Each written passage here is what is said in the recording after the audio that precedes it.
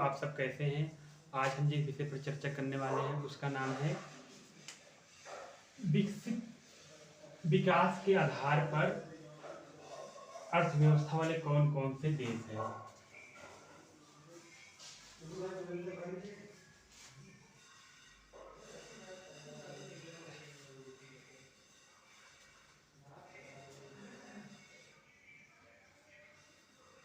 वर्गीकरण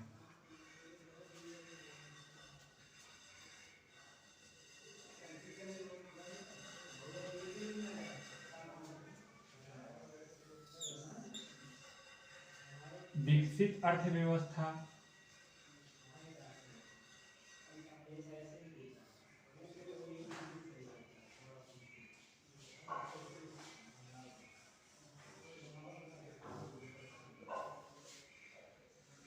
विकासशील अर्थव्यवस्था,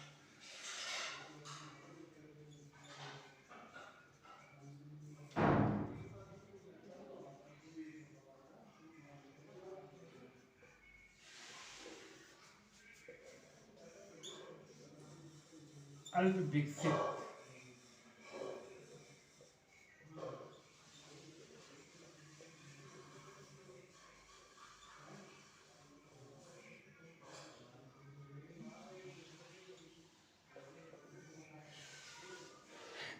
यदि विकास के आधार पर अर्थव्यवस्था का वर्गीकरण किया जाए तो अर्थव्यवस्था उसके हिसाब से 3 प्रकार की होती है। सबसे पहले होती है विकसित अर्थव्यवस्था, उसके बाद विकासशील अर्थव्यवस्था, उसके बाद अल्प विकसित अर्थव्यवस्था। अब हम जानते हैं विकसित अर्थव्यवस्था के विषय में।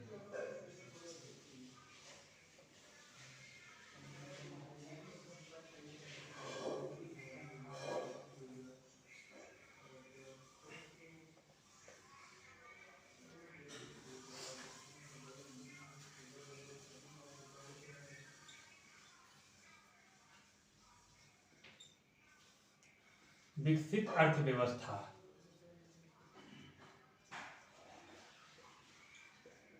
अर्थव्यवस्था जिसको इंग्लिश में बोलते हैं डेवलप्ड इकोनॉमी।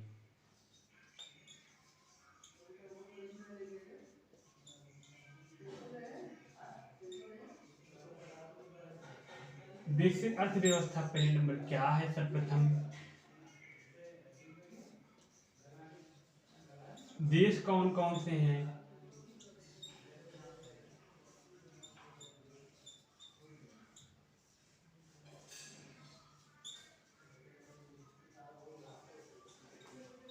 विशेषता,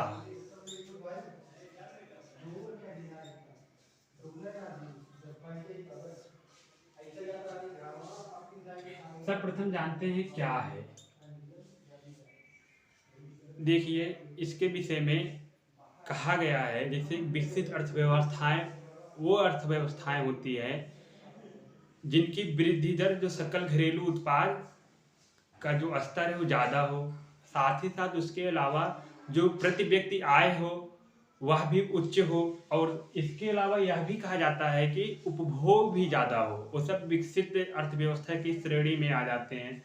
साथ ही साथ ध्यान देने वाली बात यह भी है, जो एक प्रचलित परिभाषा है उसके अनुसार कहा जाता है विकसित अर्थव्यवस्थाएं वही अर्थव्यवस्थाएं होती हैं जहां विकास जो आर्थिक विकास की दर ऊंची हो। विकास की दर आर्थिक विकास का अर्थ यह है कि जहां पर कुपोषण न पाया जाता हो, जहां पर शिक्षा का स्तर बहुत अच्छा हो, और साथ ही साथ जिस स्तर पर क्या नाम है वहाँ बेरोजगारी न हो।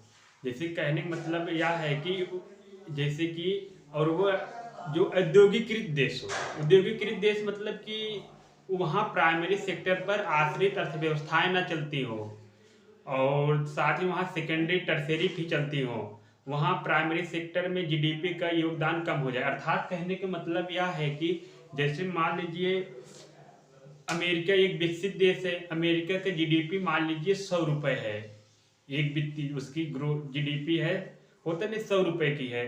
100 रुपये में उसका कृषि का योगदान हो 5 रुपये, और एग्री और उसमें से 50 हो उसका क्या नाम है औद्योगिक क्षेत्र का, 45 सर्विस सेक्टर का। यानी कृषि का दर गिरता गया है, इसीलिए यह है विकसित अर्थव्यवस्था। यानी कहा गया क्या मतलब,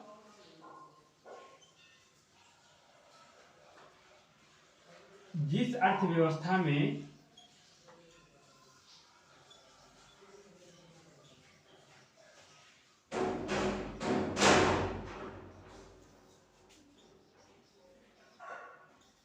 विकास, आर्थिक विकास का स्तर ऊंचा हो।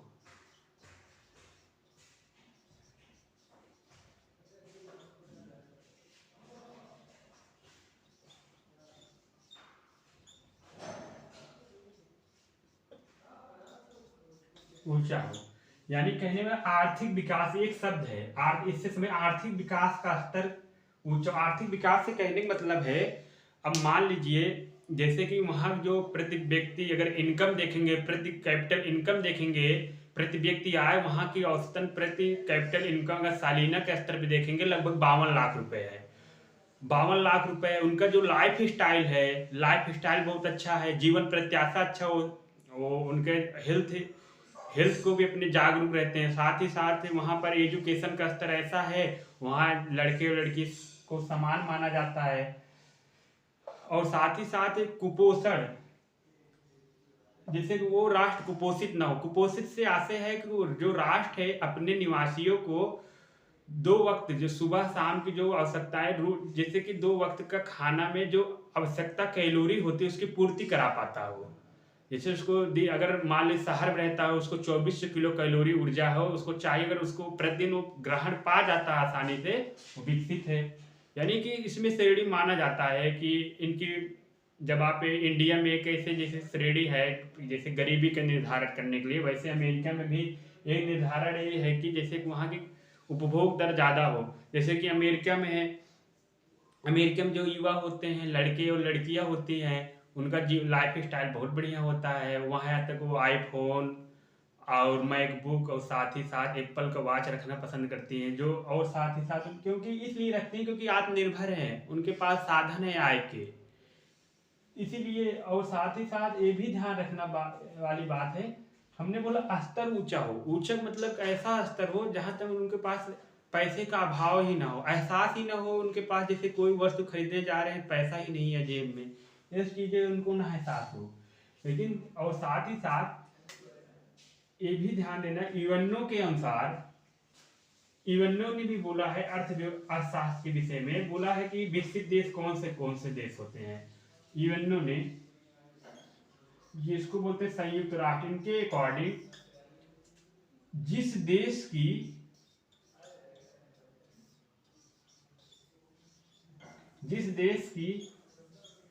सकल राष्ट्रीय आय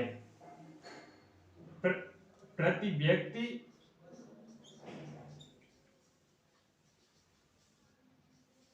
व्यक्ति सकल राष्ट्रीय आय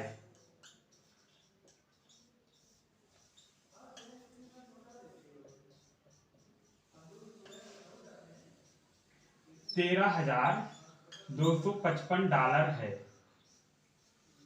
इवन अब देखिए क्या क्या संयुक्त राष्ट्र संघ ने विकसित देशों के विषय में कहा कि विकसित देश वही माने जाएंगे जहां प्रति व्यक्ति जैसे अमेरिका या ब्रिटेन में कोई व्यक्ति अगर जैसे सकल राष्ट्रीय उत्पाद, यानी क्या बोले हैं, सकल राष्ट्रीय आय 13,255 डॉलर है, तो विकसित देशों की सूची में है, वहां की प्रति व्यक्ति आय न्यूनतम इतनी होनी चाहिए, 13,255 डॉलर। और साथ ही साथ ये भी हम जानते हैं कि देश कौन कौन से हैं विकसित। अगर विकसित देशों की बात हम करें, सर्वप्रथम नंबर पे आता है आपका संयुक्त राज्य अमेरिका, संयुक्त राज्य अमेरिका, और उसके बाद आता है आपका ब्रिटेन, जर्मनी, फ्रांस, स्विट्जरलैंड।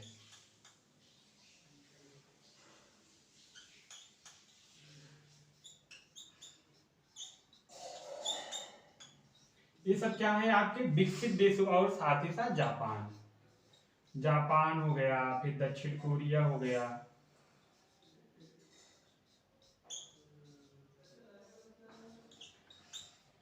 ये सब प्रमुख विकसित राष्ट्र हैं जहां की प्रति व्यक्ति आय कितनी है, $13,255 है। $13,255 है प्रति व्यक्ति सकल राष्ट्रीय आय। तब आप ही सोचिए अगर $13,255 है वहां की, तो या अमूमन हम देखेंगे वहां की, देखेंगे अगर एक महीने की आय अगर निकालते हैं लगभग इंडियन रुपीज में लगभग 2-2.5-3 लाख के समथिंग अराउंड आसपास होगा। तब आप सोचिए उनकी इनकम है मंथली कितनी है, तो विकसित देश है। अब बाजी जब इनकी इनकम इतनी अच्छी रहेगी तो जरूरत की सारी चीजें खरीद पाएंगे कि नहीं। जैसे उनको अगर कोई चीज खरीदना हो, गाड़ी खरीदना हुआ, स्विफ्ट डिजायर वगैरह और BMW वगैरह, उनको सोचने की कोई जरूरत है, सोचने की आवश्यकता है नहीं क्योंकि उनको पर्याप्त है। अब जानते हैं विशेषता के विषय में।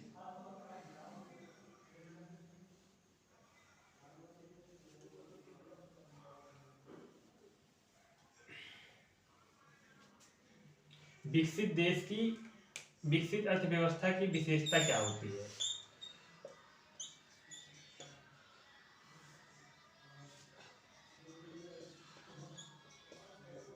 विशेषता नंबर 1 होती है, सर्वप्रथम नंबर विशेषता 1 होती है, वहां जो प्राकृतिक संसाधन का जो दोहन होता है,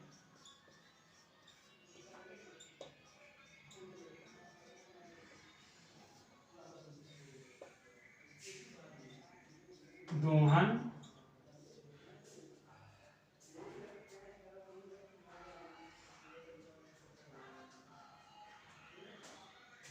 प्राकृतिक संसाधनों का दोहन जो होता है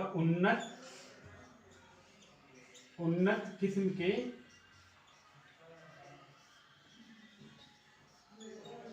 टेक्नोलॉजी से होता है।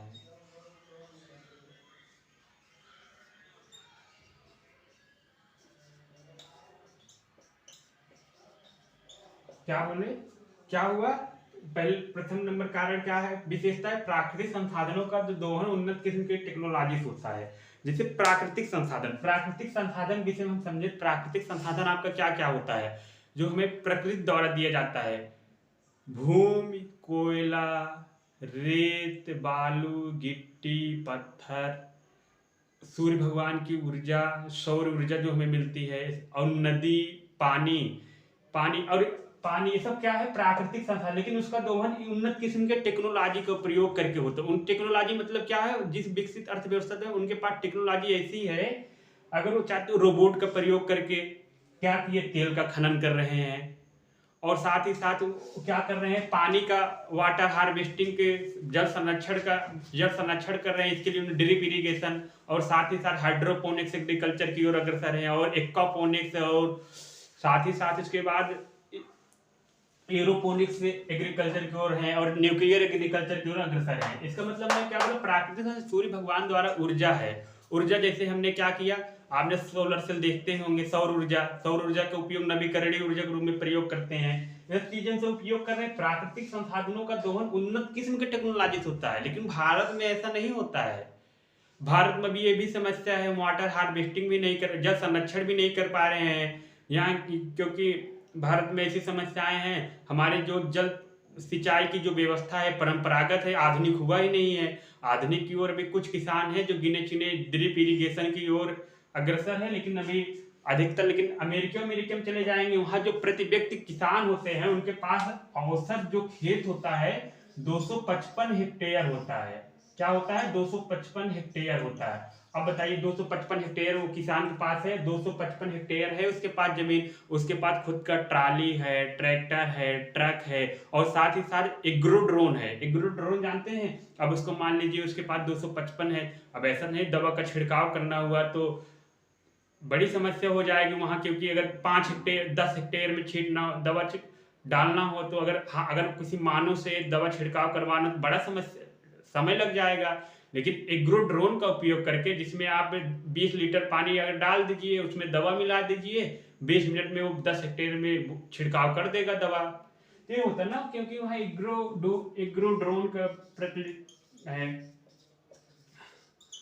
और साथ ही साथ वहाँ जो और इसके बाद जो हमारे प्राकृतिक संसाधन और साथ ही साथ है, जैसे आप मान लीजिए इसका हो गया टेक्नोलॉजी का करते हैं, और उसके बाद हम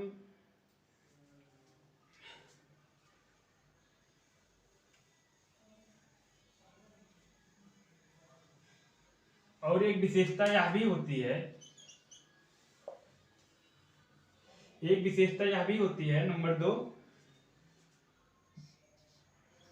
पशुपालन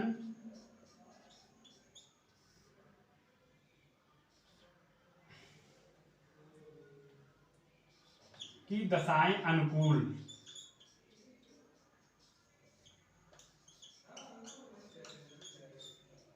इसका क्या नाम है? पशुपालन दशा। देखिए जो पश्चिम देश है शीतोष्ण कटिबंधीय में पड़ते हैं, जहाँ ज्यादा ठंडी न गर्मी, तो वहाँ अच्छी अच्छी प्रकार की पशुओं की नस्ल है, गाय भेड़ बकरी। तो क्या करते हैं वहाँ की, अगर दशाएं जब अनुकूल रहेगी तो क्या लाभ होगा वहाँ की, वहाँ जो है जो गाय का दूध होगा, भैंस का दूध, उस दूध से क्या बनाएंगे, मक्खन, मक्खन बनाएंगे। मक्खन बनाने के बाद उस दूध से क्या करेंगे, पनीर बनाएंगे, और वही दूध को खौला खौला के उसको मिल्क पाउडर बना देंगे और अमूल स्प्रे के डिब्बे में भर कर बेच देंगे। ये है पशुपालन की दशा अनुकूल क्या है। और साथ ही हम पशुओं के मांस को बेच सकते हैं, उसके चमड़े की साल बना सकते हैं, और साथ ही साथ उसके और कॉस्मेटिक सौंदर्य प्रसाधन में उपयोग किया जा सकता है, क्योंकि पशुपालन की दशाएं वहां पर अनुकूल है। उन सब देशों, विकसित देश वहां उनके यहाँ जो पशुपालन होता है अच्छा स्तर का होता है। आप चीन में जाएंगे, चीन में जो सुअर पालन होता है, चीन में जो सुअर को रखा बड़ा नहला उला के रखा जाता है, जैसे अपने इंडिया में सुअर देखते हैं, जहाँ देखते हैं वही गंदगी में रहती, नाले नाले के पास। जैसे आप अधिक प्रयागराज में देखिए, प्रयागराज में जो होते प्रयाग वहाँ पड़ी रहती है गंदगी में, कीचड़ में। लेकिन आप वहाँ का सुअर देखेंगे, चीन उनमें कैसे पालन करता है, फार्म इंडस्ट्री के रूप में। आज तक अवधारणा बदल जाएगी, इतनी साफ सफाई रहती है, उनकी देख रेख होती है, उनके हेल्थ चेकअप होता है, और साथ ही साथ उनको कोई समस्या ना, उनके शरीर में कितनी कैलोरी ऊर्जा पहुंचे, सब भी ध्यान दिया जाता है। वहाँ पशुपालन की दशा भी अनुकूल है। और साथ ही साथ जो मुख्य रूप से कृषि का यंत्रीकरण, कृषि का मशीनीकरण।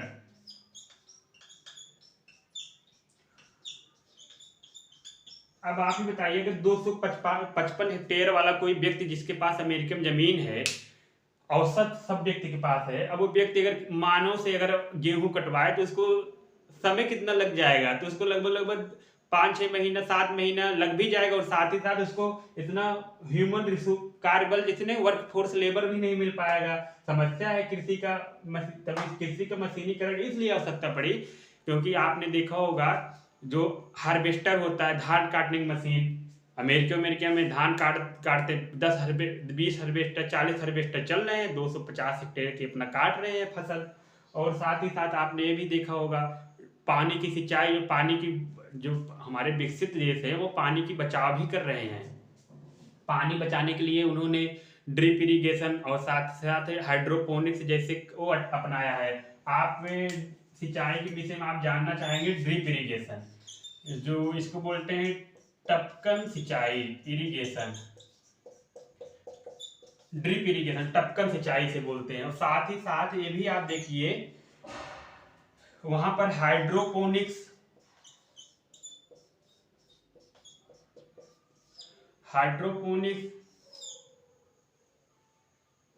और एरोपोनिक्स,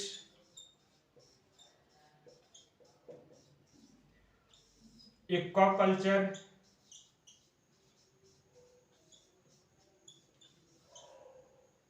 ये सब चीजें हमारे पश्चिम देशों में आपको ये सब चीजें मिल जाएगी देखने। वहां अब अब सोचिए हाइड्रोपोनिक्स में क्या होता है, मृदा विहीन कृषि।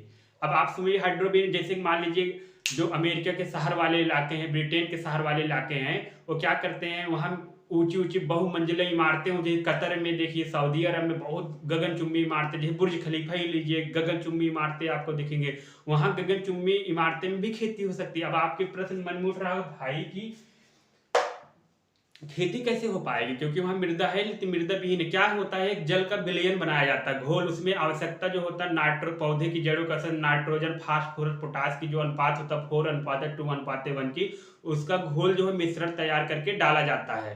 फिर उसमें विशेष प्रकार के पौधे उगाया जाता है, जैसे में चारा और उसके बाद पौधे उगाया जाता है। हाइड्रोपोनिक्स एग्रीकल्चर में ये होता है। हाइड्रोपोनिक्स एग्रीकल्चर के लाभ है, जो जहाँ की जलवायु दशाएं अनुकूल हो, प्रतिकूल हो तो वहाँ की जलवायु अगर प्रतिकूल रहेगी तो वहाँ उगता नहीं चारे की फसल। जैसे आप मान लीजिए राजस्थान बहुत बड़े स्तर पर मवेशियों का पालन होता है, लेकिन वहाँ पर जौ बाजरा की खेती नहीं हो पाती है, क्योंकि जो न्यूनतम तापमान चाहिए 15 से 30 डिग्री सेल्सियस उससे ज़्यादा ही रहती है औसत वार्षिक अगर तापांतर देखेंगे। लेकिन क्या होता है, इसके विशेष क्षेत्र में अगर हमें हाइड्रोपोनिक्स टेक्नोलॉजी का प्रयोग करके हम अपना जो है चारा वाले जो फसल है हमारे, बाजरा जौ, इन सबको उत्पादन कर सकते हैं और मवेशियों के लिए। और साथ ही साथ हम गोभी का, और साथ ही साथ और एक आता है सलाद वाला, सलाद पत्ता बोलते हैं उसको, आप खाने के लिए भी उपयोग कर सकते हैं। और ये भी है चीजें हैं एरोपोनिक्स मतलब हवा में कृषि। अब आप ही सोचिए, हंसने योग्य बात नहीं, हवा में। अब आप सोचिए जो मूली की जड़ें हो हवा में लटक रही हो। जैसे एरोपोनिक्स में क्या होता है, एरोपोनिक्स में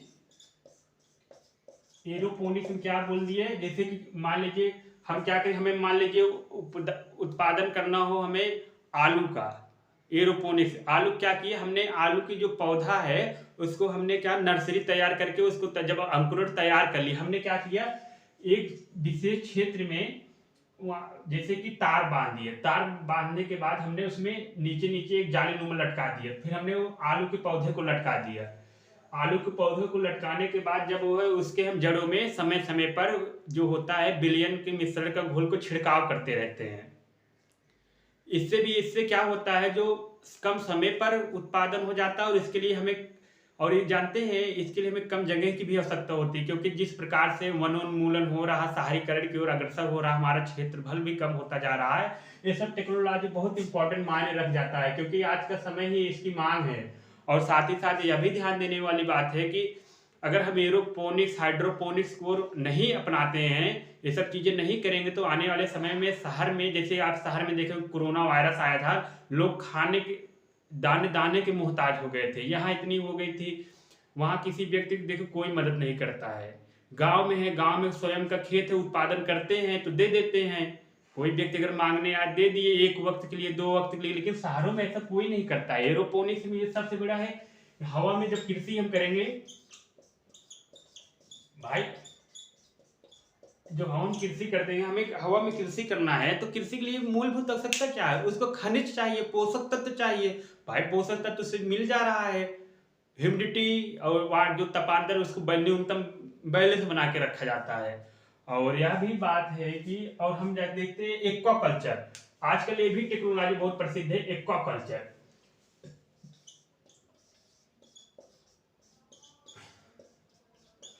एक्वाकल्चर ऐसी एक कृषि प्रणाली है, आप सोचिए, जहां पर फिश प्लस एग्रीकल्चर साथ साथ ही किया जाए। मान लीजिए आपने कोई मछली पालन के लिए तालाब खुदवा लिया, उस तालाब के ऊपर आप कृषि करें, तालाब ऊपर जो तालाब है, तालाब के पानी के ऊपर आप कृषि करेंगे हाइड्रोपोनिक्स का उपयोग करके, और उसके नीचे मछलियां रहेंगी। तो ये होता नहीं, कम क्षेत्रफल में आप पौधे का भी उत्पादन कर रहे हैं, मछली के। इससे क्या होगा, आप एक ही बार में डबल लाभ कमा जाएंगे, डबल लाभ पाएंगे। तो ये इसका एक्वाकल्चर के लाभ है। इसमें मछली पालन और plus agriculture, fish plus agriculture दोनों का साथ साथ में समन्वय रहता है। एक्वाकल्चर फिश प्लस एग्रीकल्चर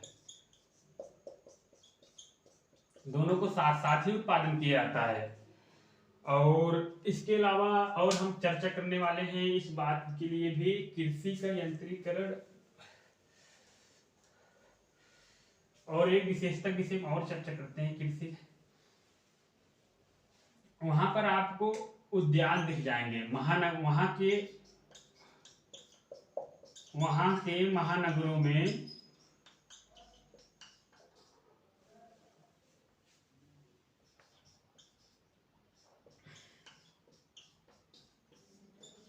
उद्यान क्या होता है, जैसे कि जो मेट्रोपोलिटन महानगर हैं बड़े बड़े, जैसे कि आप मान लीजिए विकसित देशों का लंदन है, ब्रिटेन का, और फ्रांस का पेरिस है, और जैसे अमेरिका के न्यूयॉर्क है, वाशिंगटन डीसी है, कोलंबिया है, और जर्मनी का फ्रैंकफर्ट सिटी शहर है। ये सब जो चीजें हैं, क्या होता है, वहाँ महानगर जनसंख्या ज्यादा है, तो वहाँ क्या करती है सरकार, वहाँ के आसपास जो होता है क्षेत्र होता है, वहाँ जो उद्यान होता है, वहाँ क्या है, बागवानी कृषि की जाती है, फलों की खेती की जाती है, जिससे कि वहाँ के लोगों की जो रूटीन प्रतिदिन की सब्जियों और फलों की आपूर्ति करा किया जाए, जिससे क्या हो जाए, वेजिटेबल प्लस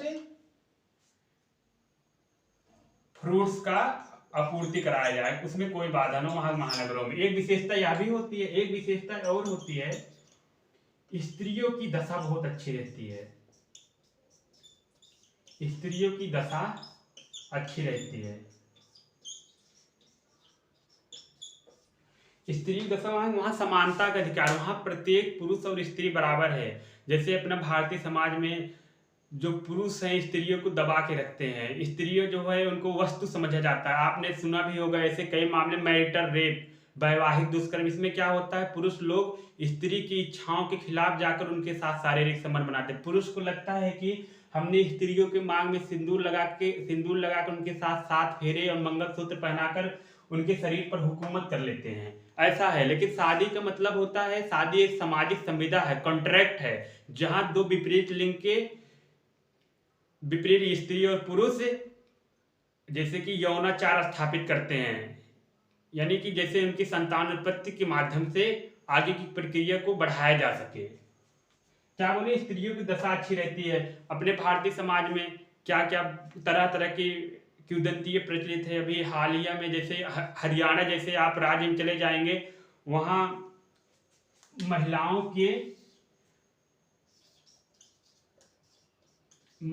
के कौमार्य अवस्था पर बल दिया जाता है। कौमार मतलब वर्जिनिटी, कौमार्य अवस्था पर बल दिया जाता है। क्या होता है कौमार्य अवस्था पर बल दिया, वहां हरियाणा में जाएंगे, हरियाणा में पहले ऐसा था 80-90 दशक, अब भी होता है। जैसे कि किसी घर में आपको ये सब सुनने को मिल जाएगा, जैसे सोनीपत इलाका हुआ, और साथ ही साथ यहाँ थोड़ा बहुत आपको फरीदाबाद, गुड़गांव में सब मिल जाएगा गुने चुने, क्योंकि यहाँ वहाँ पुरुषों की एक धारणा बन गई है, उनको जो औरत चाहिए शादी करने की, जो पत्नी हो वर्जिन हो, यानी कौमार हो, कि शादी से पहले किसी के साथ सेक्स न की हो। यानी कहने क्या मतलब है, जैसे वहां पर शादी हो जाती, शादी के बाद वहां एक ऐसे परंपरागत ढांचा बन गया है, वहां ना लड़कियों की जैसे कि सुहाग रात की सेज पर सफेद चादर बिछा देते हैं। अगर वहां पर सुबह अगर ब्लड के अगर जैसे खून के अगर छींटे पड़े हैं, समझ लीजिए लड़की वर्जिन है। अगर ब्लड के छींटे नहीं दिखते हैं, समझ लड़की वर्जिन नहीं है। तरह तरह के होते नहीं कुख्यात है, लेकिन ऐसा नहीं होना चाहिए। जो महिलाओं की होती है हाई मीनोप्लास्टी होती है, झिल्ली होती है, बहुत पतली सी होती है, खेलने कूदने के दौरान ही फट जाती है। लेकिन भारतीय समाज में एक मानसिकता को तो नहीं कि एक संकीर्ण मानसिकता ऐसी बन गई है कि वर्जिनिटी यही होती है, अगर महिला अगर सेक्स की है वर्जिन नहीं है, अगर सेक्स कर ली है तो वर्जिनिटी उसकी खो गई, यही होती वर्जिनिटी लूज। और साथ ही साथ एक अमेरिका की एक बहुत प्रसिद्ध लेखक हुआ करती थी, बहुत अच्छी लेखिका थी, जिन्हें हिला के रख दिया। वो रेडिकल फेमिनिज्म विचारधारा की थी, सिमोन द बुआ।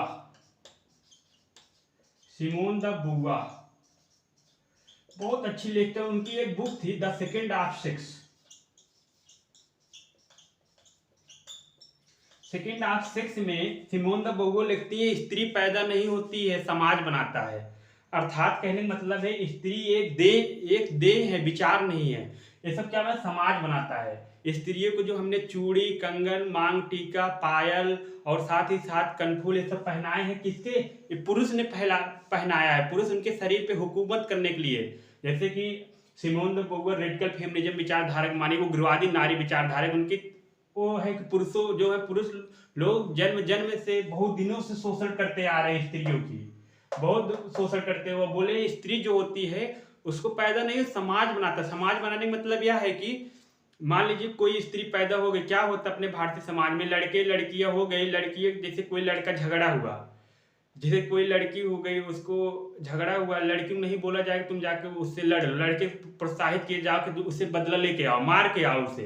ऐसे ही है, लड़की को उसको उसके अंदर ये सब बीजारोपण किया, धीरे धीरे उसके अंदर डर डर डाला डाला जाए, धीरे धीरे वो कहते तुम सहनशीलता की देवी हो, तुम करुणा की देवी हो, तुम परोपकार की देवी हो, तुम हिचकी फलाना ढिलाना की देवी हो, दुनिया भर के संगीत इंगित कर देते हैं सब चीजें। ये स्त्रियों की शोषण की सबसे खराब दशाएं मानी जाती हैं। लेकिन सिमोन द बुआ जो है, ये भी एक चीज है। एक लेखक हुआ करते थे, जैसे एक प्रसिद्ध है हिगेल उगेल, बोलते पर्सनल इज पॉलिटिकल, यानी व्यक्तिगत ही राजनीति है। व्यक्तिगत मतलब कि औरत जो है, औरत को हमने गुलाम बनाया है। गुलाम इसलिए ऐसे नहीं बनाया है, एक सतत वृद्धि माध्यम से बनाया है। अगर कोई सर्वे बताइए, आप बताइए, स्त्री किसी मामले में पुरुषों से कम है? हर एक चीज में कम नहीं है, हर एक क्षेत्र में आगे हैं। चाहे आप एजुकेशन में देखिए, चाहे साइंटिस्ट में देखिए, क्या महिलाएं कौन काम से नहीं कर, क्रिकेट नहीं खेल सकती, हॉकी नहीं खेल सकती, वॉलीबॉल नहीं खेल सकती, कबड्डी नहीं खेल सकती, गुल्ली डंडा नहीं खेल सकती, कौन कौन सा खेल नहीं खेल सकती। लेकिन चीजें होती है स्त्रियों को, हमने तुम्हें नहीं कर सकती, तुम्हें नहीं कर सकती, तुम्हें नहीं कर सकती, वो नहीं कर सकती, फलाना ठिकाना दुनिया भर बोल देते हैं, नहीं कर सकती, नहीं कर सकती। स्त्रियों को हमने बहुत बनाया है चीजें। और इसके अलावा हम चर्चा करते हैं,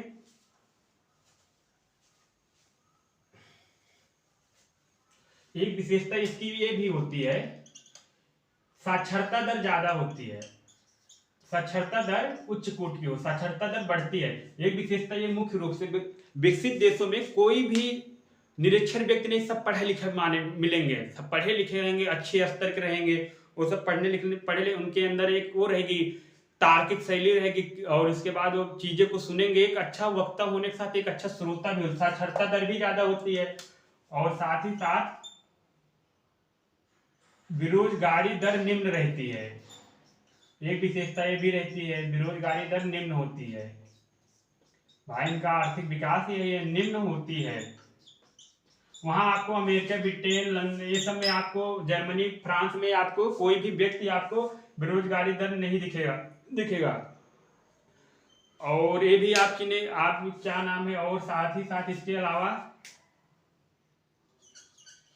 वहां धार्मिक आडंबर, धार्मिक कट्टरपन नहीं रहता है।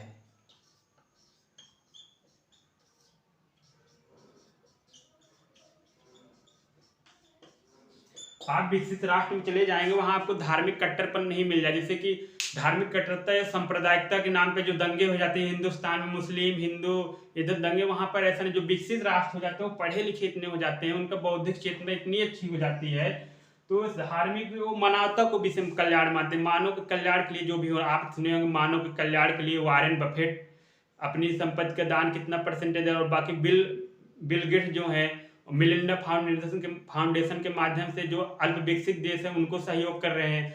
और साथ ही साथ जैसे कि कोरोना महामारी भी आया था, तो वॉरेन बफेट और क्या नाम बिल गेट्स आगे बढ़ चढ़ के गरीबों की मदद के लिए तत्पर हुए थे, आगे आए थे। ऐसी बात नहीं है धार्मिक कट्टरता पर, वहां मानवता के हित में जाना रखा जाता है। वहां धार्मिक नहीं, जैसे काट दो मार दो, ये सब चीजें होती रहती है।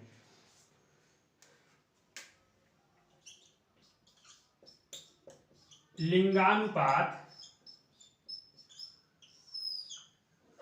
लिंगानुपात संतुलित रहता है। इसका मतलब क्या है संतुलित, मतलब कि जैसे कि ऐसा नहीं, जैसे भारतीय समाज है, भारतीय समाज में जैसे लड़कों को माना जाता है आजीविका का स्रोत, लड़कियों को जैसे कि आपने कई मूवियों में देखता होता है, देखे होंगे, जिस भारत की जनसंख्या बढ़ने का प्रमुख कारण ये भी होता है कि किसी महिला की शादी हो गई, नई नई महिला आई, शादी होने के बाद अगर उसकी लड़की हो गई, होता नहीं, लड़के के चाह में लड़कियों की संख्या ज्यादा हो जाती है। ये भी एक कारण है, जैसे कि उनको एक चाहिए कमाओ, लड़कियों को मानते हैं कि रोजगार नहीं कर सकती, बाहर जाकर काम नहीं कर सकती, लेकिन लिंगानुपात संतुलित रहता है। लेकिन पता होना चाहिए, फ्रांस में एक निकलता है गणना के लिए लिपस्टिक इंडेक्स,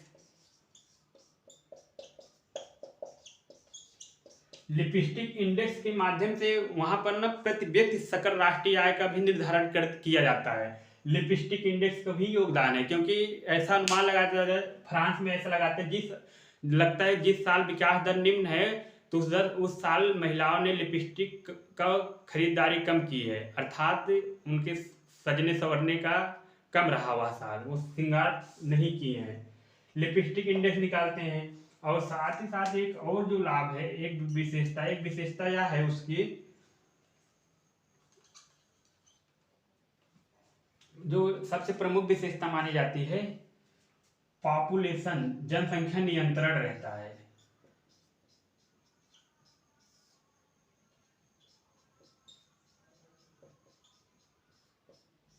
जनसंख्या नियंत्रण मतलब या तो निगेटिव रहता है। आप विकसित देशों में चले जाए, फ्रांस में, जर्मनी में, वहां ना जो पॉपुलेशन है, जनसंख्या है, निगेटिव है। वहां बच्चे ही नहीं कर रहे हैं, क्योंकि विकसित देश जो हो जाते हैं वहां पढ़े लिखे, वहां बच्चे ही नहीं पैदा करते। ऐसे ऐसे शादी कर लेंगे बच्चे, या तो गोद ले लेंगे, या पैदा ही नहीं करते। वहां की निगेटिव जा रहा, वहां जनसंख्या। रसिया में आप सोचिए, जनसंख्या क्षेत्रफल के दृष्टिकोण से सबसे पहले नंबर वाला देश है, लेकिन जनसंख्या के दृष्टिकोण से वहां 10-12 करोड़ की जनसंख्या है लगभग। वहां 10, और रसिया में सोच रहे जनसंख्या बढ़ाने के, रसिया वहां की महिलाओं को बच्चे पैदा करने के लिए तरह तरह की पुरस्कार भी देती है। अगर जो बच्चा वहां रूस की सरकार कहती भी है, अगर महिलाएं बच्चा पैदा करती हैं उनको मैं पुरस्कार दूं, साथ ही साथ सरकारी नौकरी भी देने का, जैसे कि सहयोग में भी वादा करते हैं। सब चीजें होती है। जनसंख्या नियंत्रण है विकसित देशों में। एक सब प्रमुख लाभ ये भी होता है, यातायात के जो साधन है, यातायात के साधन अच्छे हैं। यातायात साधन मतलब कि आप चले जाएंगे अमेरिका में, वहाँ यातायात साधन मतलब जैसे आपको वायुयान मार्ग से जाना हुआ, बस से जाना हुआ, रेल मार्ग से जाना हुआ, वहाँ नहर है। और जो आपको अगर मान लो व्यवसाय करना, वहाँ नहर, झीलों और होता है, एक नेटवर्क बना दिया है नदियों का, आप जिसका माध्यम उपयोग कर सकते हो। साथ ही साथ यातायात साधन में जो इंफ्रास्ट्रक्चर, रोड, सड़क होना चाहिए। सड़क बहुत अच्छी सुंदर सुंदर है। आपको सड़कें जैसे शहर में मिलेंगे वैसे गांव मिलेंगे। वहाँ के शहर और गांव में कोई विभेदता नहीं। जो आपको शहर में चीजें दिख जाती हैं आवश्यकता की, वो गांव भी मिल जाएंगे, क्योंकि वहाँ गांव और शहर बराबर बराबर ही है।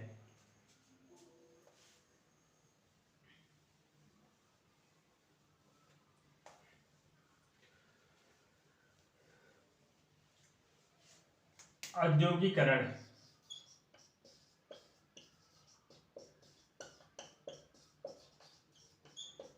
बड़े औद्योगिकरण बड़े स्तर पर विकसित देशों का, और ये होता है औद्योगिकरण भी बड़े स्तर पर होता है। औद्योगिकरण मतलब हम कह रहे हैं जैसे इंडस्ट्रियलाइजेशन, जैसे कि औद्योगिकरण बड़े स्तर पे आप चले जाएंगे, वहाँ सब ना बड़े स्तर पे करते हैं। कि जैसे कि मान लीजिए कोई किसी का उत्पाद, जैसे कि वहाँ आपको वायुयान इंडस्ट्री मिल जाएगी, रासायनिक इंडस्ट्री मिल जाएगी, साथ ही साथ और टेक्सटाइल इंडस्ट्री मिल जाएगी, केमिकल इंडस्ट्री, ये सब चीज़ें हैं। और इसके अलावा आपका मैन्युफैक्चरिंग इंडस्ट्री हो गई, जो ये सब सारी चीज़ें वहाँ आपको बड़े लेवल पे दिखने लगेंगी। वहाँ जो उनकी जीडीपी होती है, उनके एग्रीकल्चर का इतना ही योगदान है, सिर्फ वो कच्चे माल की आपूर्ति करा सके, कच्चे माल उनको मिल सके। जैसे मान लीजिए उनको गेहूं का आटा बनाना हुआ, तो उनको कच्चे माल चाहिए, तो इसलिए वो कृषि करते हैं, उनको माल मिल जाए। औद्योगिकरण पे उनका जोर रहता है, औद्योगिकरण पे, सेवा क्षेत्र पे।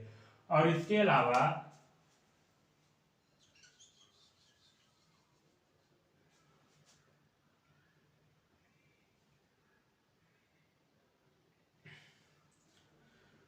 उनके अंदर विकसित देशों की और एक पहचान होती है,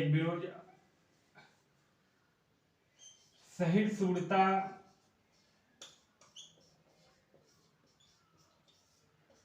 का स्तर अच्छा होता है, सहनशीलता का अच्छा होता है, तार्किक व्यक्ति होते हैं, यानी कि दार्शनिक विचार वाले होते हैं।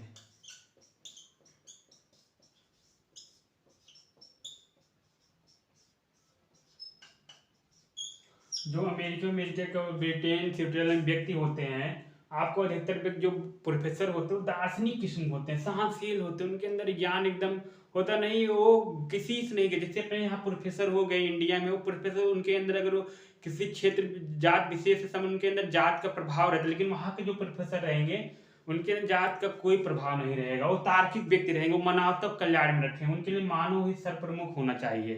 इसके अलावा कुछ नहीं। और इसके अलावा अब इसकी हम थोड़ा चर्चा कर लेते हैं निगेटिविटी के विषय में। विकसित देशों में क्या क्या समस्याएं हैं। समस्या पहले नंबर है न्यूक्लियर फैमिली, यानी संयुक्त परिवार का टूटन।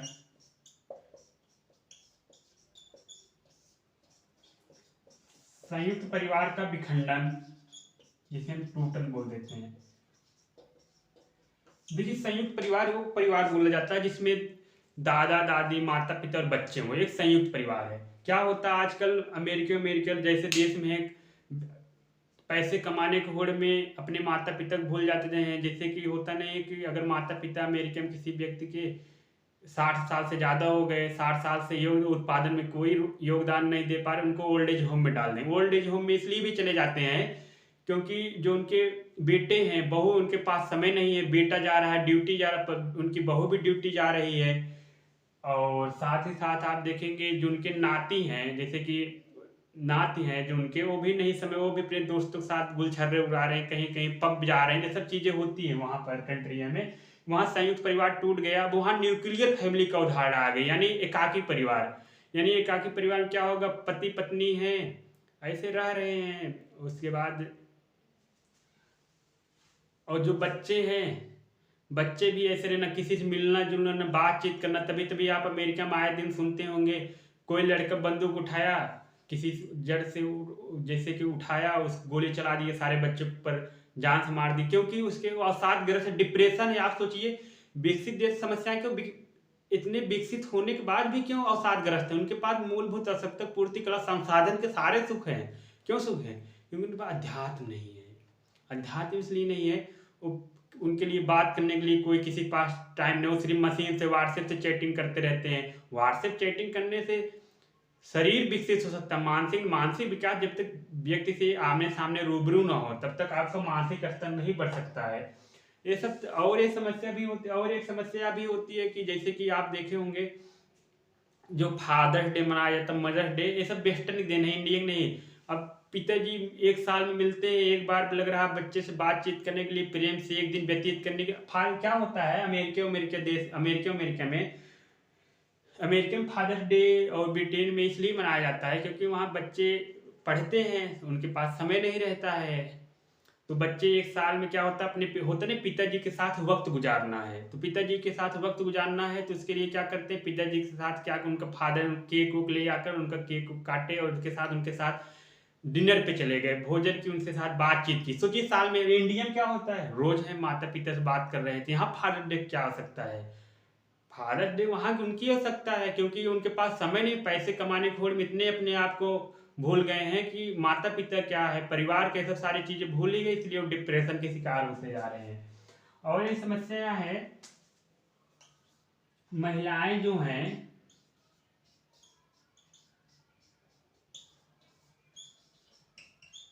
अपने आप को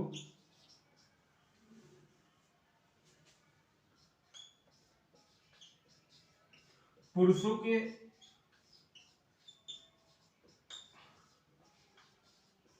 समकक्ष मानने के लिए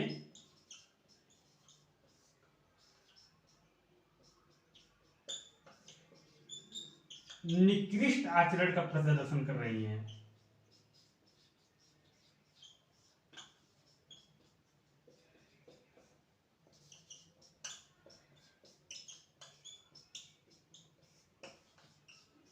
क्या है समस्या?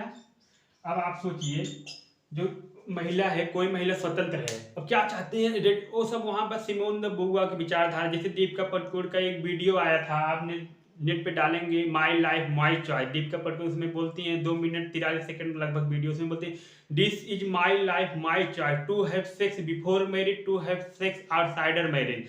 मैं क्या खाऊं, क्या पहनूं, क्या, जैसे कि क्या श्रृंगार करूं, कौन सी क्रीम लगाऊं, कौन सा पाउडर लगाऊं, ये मेरी लाइफ मेरी चॉइस है। कोई पुरुष कैसे निर्धारित करेगा तुम ये कपड़ा पहनो, तुम इसमें अपवित्र लग रही हो, तुम इसमें साड़ी में पवित्र लग रही हो, क्या निर्धारित? वहां पे बोलती है नहीं, ये हमारी इच्छाएं हैं, my choice, this is my life my choice. और साथ ही साथ सिमोन द बोआ का जो विचारधारा, स्त्री पैदा नहीं होती समाज बनाता है, ये सब वहाँ की महिलाएं प्रदर्शन में पुरुषों को समकक्ष आने के लिए सिगरेट पीती है, मदिरा पान का सेवन करती हैं। ये सब क्या बात है? पुरुषों का समकक्ष आना है, उनके साथ आप प्रौद्योगिकी क्षेत्र में पीने खाने में इससे मद्यपान का सेवन करके अपने ही शरीर का नुकसान पहुंचा रहे हैं, हानिकारक कर रहे हैं, हानि पहुंचा रहे हैं। इससे उनको क्या लाभ होगा? और साथ ही साथ एक सुंदरता का मापदंड भी बन गया है। जैसे महिलाएं होती हैं, पुरुषों को लुभाने के लिए तरह तरह की सिंगर, जैसे होता नहीं, अब तो फिगर भी है, curvy figure, plus figure, zero down open figure, और साथ ही साथ क्या क्या होता है इसमें, क्या होता है, महिलाएं जो होती है, होता नहीं, सुंदरता के एक मानक ये हो गया। जैसे एक चलता है पूंजीवादी देशों में एक अवधारणा चलती है, अब चल गई है। जैसे आपको इंडिया में अगर देखना हो तो मुंबई में, और आपको महानगर मुंबई जैसे हो गए, हैदराबाद, चेन्नई, कोलकाता, ये सब दिख जाएगा आपको, दिल्ली वगैरह में। वहाँ ऐसा देखना, आप कोई चीज पसंद नहीं करते हैं, लोग आप जबरदस्ती पसंद करवाते, पसंद करवाने के लिए क्या करते हैं, एडवर्टाइजमेंट। जैसे क्या होता है, पहले इन सबकी एक अवधारणात्मक समझ, सुंदरता क्या होता है, एक लड़की हो, सुंदर हो, अच्छी हो।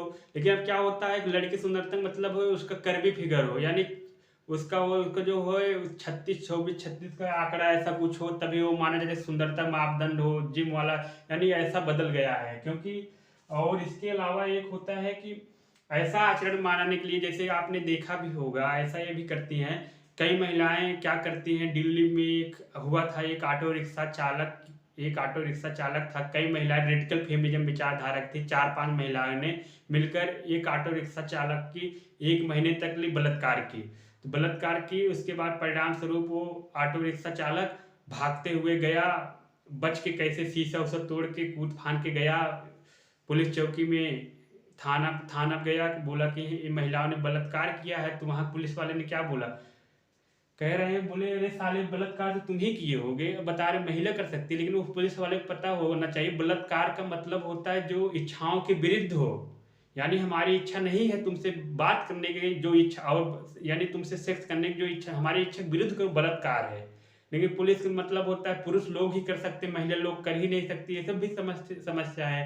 लेकिन ये सब समस्याएं होने, ये सब विकसित देशों की है समस्याएं, वहां पर होती रहती हैं।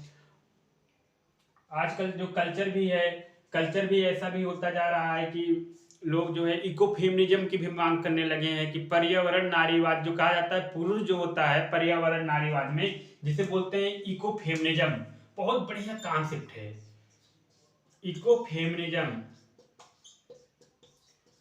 इको फेमिनिज्म में बोलते हैं जो पुरुष होता है संस्कृति के पास होता है, पुरुष संस्कृति के पास होता है, जो औरत होती है प्रकृति के नजदीक होती है, और औरत प्रकृति के नजदीक होती है।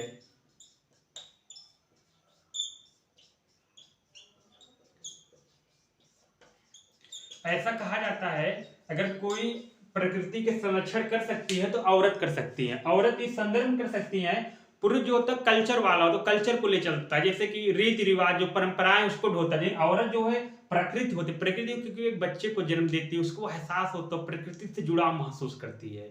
इसीलिए इको फेमिनिज्म विचारधारा, पर्यावरण नारीवाद जो बहुत बढ़िया है, पर अच्छा विचारधारा, प्रथित की नारीवाद या इको फेमिनिज्म जो भी हो। तो ये सब चीजें हैं। इसी के साथ हम कल चर्चा करते हैं विकासशील देशों के विषय में। इसी के साथ अपनी वाणी को हम विराम देते हैं।